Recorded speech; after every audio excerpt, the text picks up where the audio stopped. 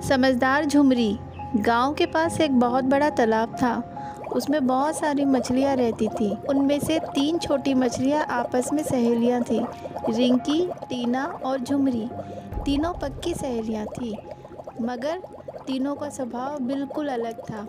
रिंकी बिल्कुल आलसी थी, वह हर काम को टालती रहती थी। टीना बहुत ही चंचल थी, सब मछलियों में सबसे तेज वही तैरती थी, इस बात का उसे बहुत ही घमंड था। झुमरी जो थी वो बहुत सीधी सादी और समझदार मछली थी। वह समय समय पर अपनी सहेलियों की सहायता करती थी। एक दिन झुमरी तैरते तैरते तालाब के किनारे पहुंच गई। किनारे पर 2 मछुआरे थे।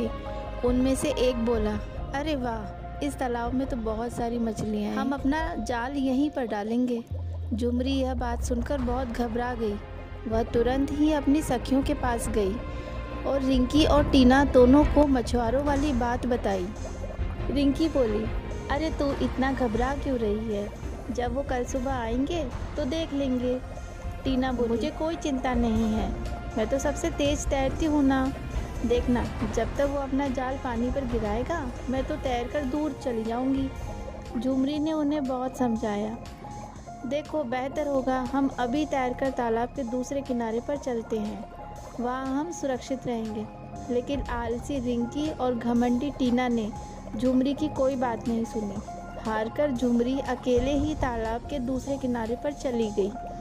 अगले दिन सुबह मछुआरे आ गए। उन्होंने अपना जाल खोला। आलसी रिंकी सो रही थी और टीना ने जब उन्हें देखा तो घबरा कर तेजी से तैरने लगी। मछुआरों ने जाल पानी पर फेंका। रिंकी तो जाल में फंस गई। तैरती हुई टीना के ऊपर जाल का किनारा आकर गिर गया, जिससे टीना हवा में उछल गई और वहां पर पड़े हुए पत्थर पर जाकर गिर गई। उसे चोट लग गई और वो फड़फड़ाने लगी। दूसरे किनारे पर तैरती हुई झुमरी यह सब देख रही थी और बहुत दुखी हो रही थी, मगर वह कुछ भी नहीं कर सकती थी। रिंकी और टीना को अपने आलस और घमंड का फल मिल चुका था। इस कहानी से हमें यह शिक्षा मिलती है कि हमें समय रहते अपना काम कर लेना चाहिए, नहीं तो हमें घमंड और आलस का फल इसी तरह मिलता रहेगा।